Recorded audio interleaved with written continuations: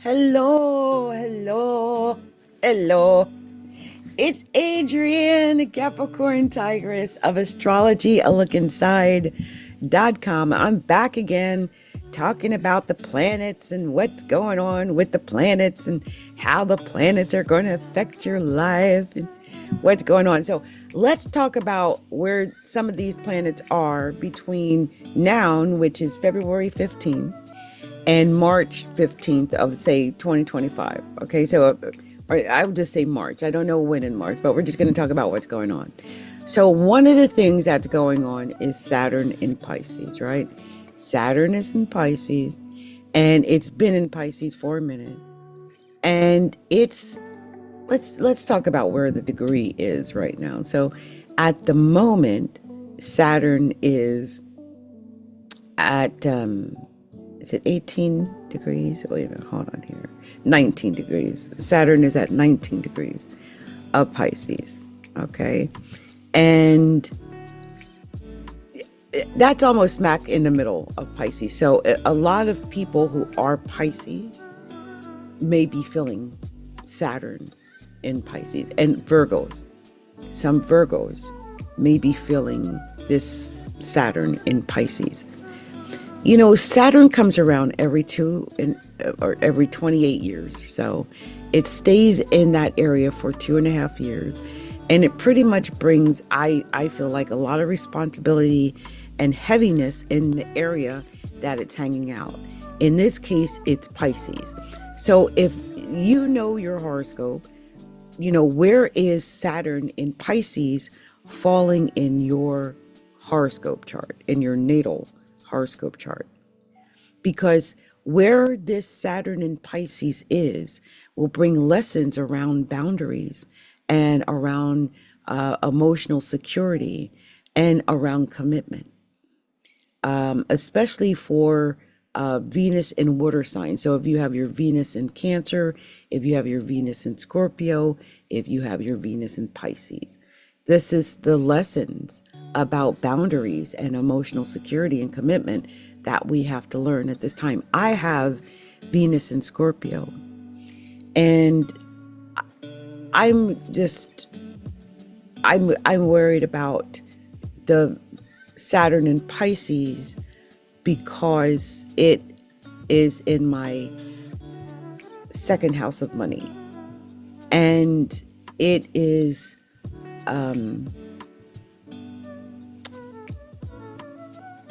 actually making a trine to my own Neptune, and that's on my midheaven. So I just feel like it's really affected my money in a really strange way, and I feel like I have been learning lessons about money and being more responsible and emotionally mature about bringing in money for myself. So figure out, if you can, where this Saturn in Pisces, what house it's falling in your horoscope chart, because it's going to tell you a lot about how you're being affected by Saturn in Pisces. Next is Neptune in Aries. Neptune is going to be in Aries. I'm trying to let me find out when, because right now it's still at 28 degrees of Pisces.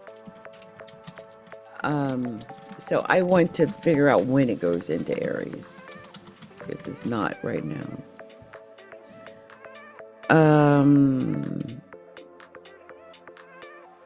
See, this is bothering me. This is where I get upset.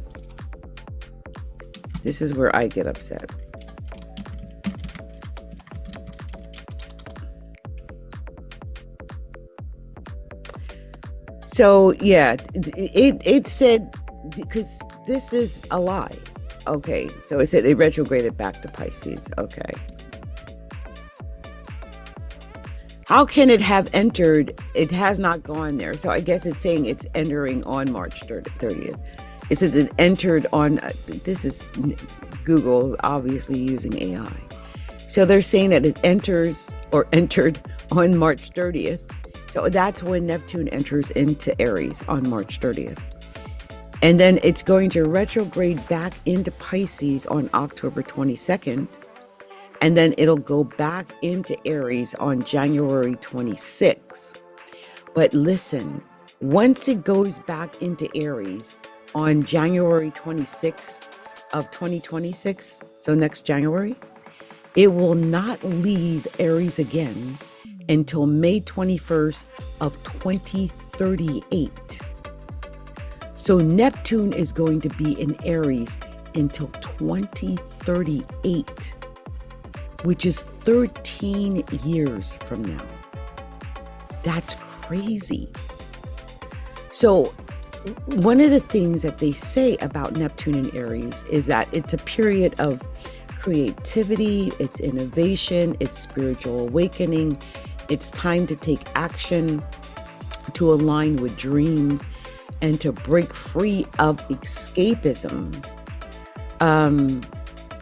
It's also a time for bold transformation and a new era of spiritual awakening, a time to step into power, to pioneer a path that inspires others, a time to push boundaries and explore. This exploration is a big word for Aries. It's time to initiate with purpose and take action. Again, it's saying to take action. It's time to heed the call of an all-encompassing spiritual mission. So I don't know why I'm getting the EBGBs over this in a way.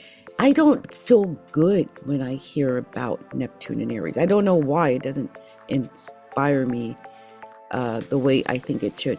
But it says here, creative inventions, leaps in AI technology, art, and cryptocurrency, tensions and societal shifts in longstanding institutions like education, finance, and security. And many people are feeling like they're waking up from a long slumber. It will ingress in Aries on January 26th of 2026 and stay there. This says March of 2039. So it must go back in March until March of 2039. So it must, wow, it stays in a while. Yeah, it says there's a brief retrograde into Taurus in 2038. And this era will bring bold shifts in power, leadership, creative exploration. But we're dealing with this basically until March of 2039.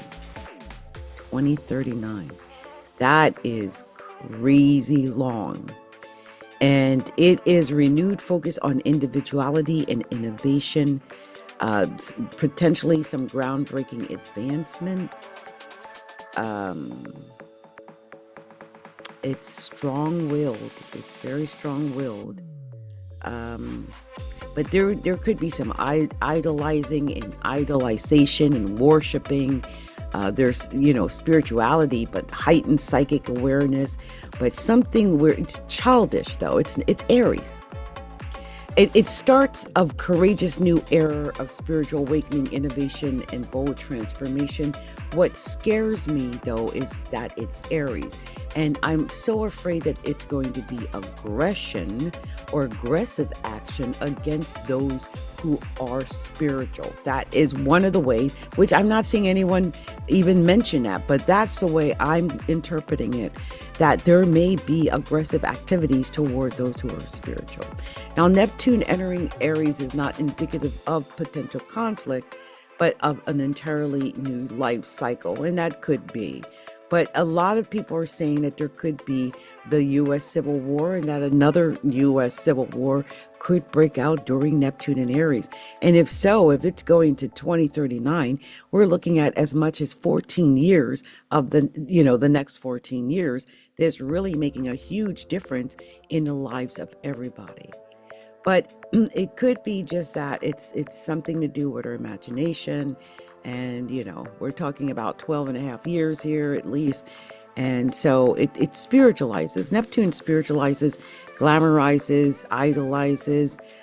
So there could be some of that, but it is Aries. And I don't like Aries. Neptune in Aries is, Neptune was last in Aries.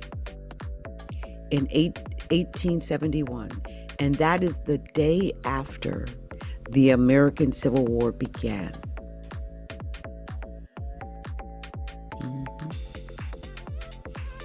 And this period was marked by a vision for change and new ideas. It's a time of significant change. And it's also because 0 degrees of Aries is also the beginning of the zodiac. So we're going to be at 0 degree. Talk about a fate degree. It is a point of initiation, new cycles, and new beginnings. And it's going to enter Aries again and stay there for 14 years. I mean, this is a rare alignment of outer planets also, including Neptune, Saturn, Uranus, and Pluto, all begin around the same time. And these alignments are rare because these planets move very slowly. So to get Pluto and Uranus and Neptune and Saturn, these slow-moving planets, to be in alignment at all, ever, is rare. But to have like all 4 of these in alignment, it's crazy. This is profound societal shift. Something is shifting. And I'm talking in a big way. Like, this is a new beginning, a new, what they call a Genesis moment. We're looking at the potential for a Genesis moment. Now, this also traditionally coincides with rebellions. Also, we've got Pluto in Aquarius, that's revolutions. I fully expect wars, rebellions, revolutions, uprisings, crusades, breakup of empires and nations. We're definitely, I believe, going into a civil war. We are. Have you seen what's been going on? At what point is it going to break? And I'm waiting. It's not going to be long because the changes are way too much. The last time Neptune passed into Aries, it brought to light humanity's impulsiveness, a tendency toward wars, like the Franco-Prussian War, the American Civil War. And yeah, it's just not good. I'm just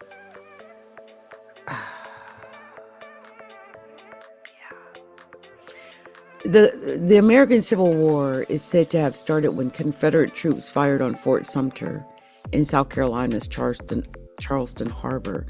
But that was Neptune and Aries, and it I don't know. I just don't like the whole idea of Neptune and Aries. It's a long time. It's starting a whole 165-year cycle around the zodiac, okay? And, there might be some innovations like in spirituality or medicine or art or whatnot, but it's going to be a while. It's going to be something really different. I think when Neptune finally leaves Pisces, it's going to let go of some of the delusion and the escapist habits and things that I feel like a lot of us have been under a delusion. The veil will be lifted officially around the 27th of January of 2026. But I just feel in general that we've been living under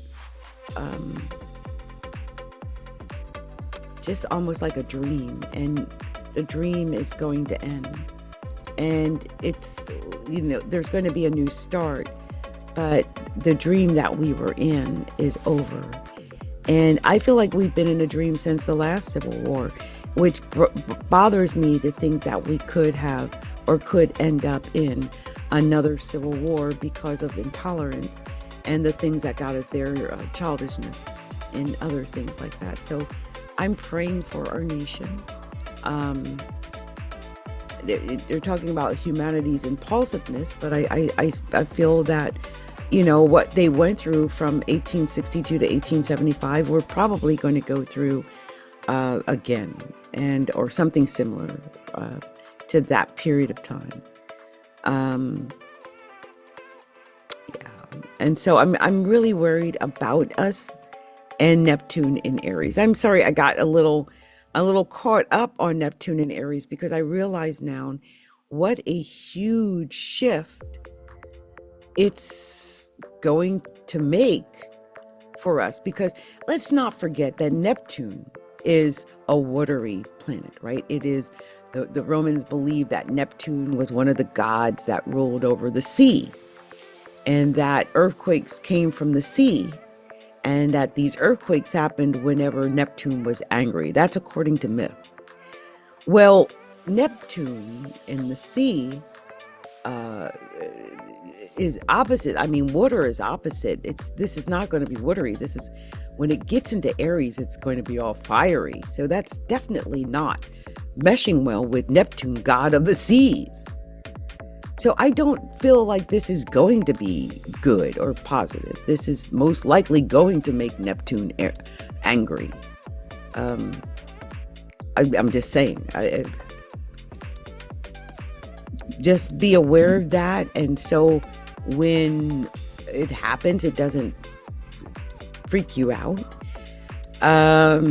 Because Neptune is known as, the god of the sea and god of earthquakes and fresh water and horses and things like that. So you really want to be careful with Neptune and treat Neptune with respect. Okay, Neptune is the higher octave of Venus. It brings beauty and a higher, more spiritual level to things, and it holds sway over dreams, the subconscious, illusions, fantasies, and all things magical and enchanting. And Neptune intensifies the intuition, and it teaches us to be more deeply compassionate. Okay, so that is a lot about Neptune, and how I really do believe it's going to inspire idealism and passion and love, but it's going to blur some boundaries for the Venus in fire signs, and that is Venus in Aries, Venus in Leo, and Venus in Sagittarius. Okay, so I just wanted to share this information with you so that you had this information. There are some other planetary things that may trigger a problem. So let's talk about that briefly, which is Pluto in Aquarius. I mentioned Pluto in Aquarius briefly a second ago. But you see, Pluto in Aquarius may trigger transformation in how we approach relationships, transformation in how we approach our value system. And this is especially going to be true for the air signs like Gemini, Libra, and Aquarius. Pluto in Aries is going to be about crazy change that you've never seen before. Like, whenever Aquarius is always different. Okay, it's always unique. It's always different. It's not like the others. One of these things is not like the others. Well, it's probably Pluto in Aquarius. Okay, but this is going to be a time of collective awakening and revolution and transformation. This is changing everything. This is changing everything that doesn't align with Aquarian ideals. And I don't know if the change is all good of what we're seeing, because it's going to try to redefine the power structures and usher in some new future. But it's with planets in angles in like Taurus or Leo or Scorpio or Aquarius, there could be some real deep transformation happening. There could be some obsession and intensity when it comes to certain routines and habits happening. And there just may be this movement of people being authentic and just being true to their individual expression. There could be some advancement in technology and aviation, in politics and social media, in rebellion and revolution and humanitarianism and activism. And I just feel like the more you try to reel in Pluto in Aquarius, the more it's most likely to explode. And it's going to be in Aquarius until 2044. So it's not one of those things you want to try to like squeeze in and put into a little box. It's going to blow that box up. I have been trying to warn people about Pluto and Aquarius because it is about transformation and making these shifts. So wherever you have Pluto and Aquarius, make sure, like whatever house it's falling in, that you're open to this change, you're open to this transformation, and you're not afraid to, break open that box if you have to. All right. So next, we've got this Jupiter in Gemini that's coming up, and Jupiter expands the communication, intellectual connections, and benefiting Venus in Gemini and other air signs. So look, we've got Jupiter in Gemini. Jupiter really does not belong in Gemini. I've said this before. They're not really talking about the fact that Jupiter is in its detriment, in its fall when it's in Gemini. It belongs in Sagittarius, which is the opposite of Gemini. So right now Jupiter is in opposite time, and a lot of what Jupiter normally brings to us, which is luck and goodness, is not coming through. And that's because, first of all, Jupiter's been retrograde, but it's in Gemini. Now, it can inspire us to learn and to travel and to connect with others and to be more social and stuff like that. But Jupiter in Gemini, it just brushes against a flower and moves on. It's like a bee that just touches the bulb and just keeps going. It's not getting deep into anything. Now, you might want to travel to new places and experience different cultures and reading about other places, or you might want to connect to others and strengthen your relationship with your family and friends, or have more meaningful conversations with other people or with your partner. You might even be open to more romantic relationships or prospects. You could feel more motivated to learn or study or teach right now, like me teaching right now. Or you may want to share your ideas and thoughts with others. You may want to question your beliefs and assumptions.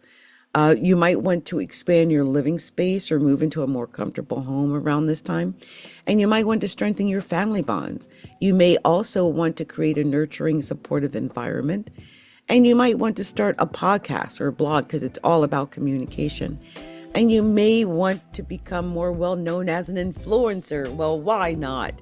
And you may also want to improve your communication skills. So all of these are things that happen when Jupiter is in Gemini. And I'm just giggling because these are all the things that I'm doing right now. And as I'm talking to you with Jupiter in Gemini, it also energizes the health and diet sector, which indicates increased interest in workout routines, diet regimens, fitness programs, nutritional schemes. The energy influences us to be more inquisitive about our surroundings, and Jupiter's presence in the twins also makes us more inquisitive about our surroundings. Okay, so that's just a basic overview of what Jupiter in Gemini is bringing. It does emphasize the importance of intimate unions because it loves to flirt. And shared resources with others, highlighting the foundation of your emotional bonds and energetic investment. So you might have your eye on your money and your money on your mind. But this expansive transit is offering you a chance to explore the depths and possibly even taboos of intimate unions and shared resources and what that all means and the whole overall thing. They say that Jupiter in Gemini can be a beneficial placement and it can bless you with excellent communication skills, love of learning, and a positive outlook and an ability to connect with people of all lives. But I'm telling you, it normally belongs in Sagittarius and not in Gemini. Okay, it's really important you understand that it is in its wrong house. Or its wrong place right now. Okay, they say one of the luckiest places you can have Jupiter is in the first house. So if it's going through your first house, or if you were born with Jupiter in the first house, congratulations, because you've got a lucky charm sitting in your first house. It's like you're walking around with luck. Okay, It's natural optimism and courage and confidence. So if you have that, congratulations, okay? So Jupiter in Gemini is in its detriment because it's not at ease in Gemini, okay? I really want to keep harping on that, that it's not easy when Jupiter is in Gemini, okay?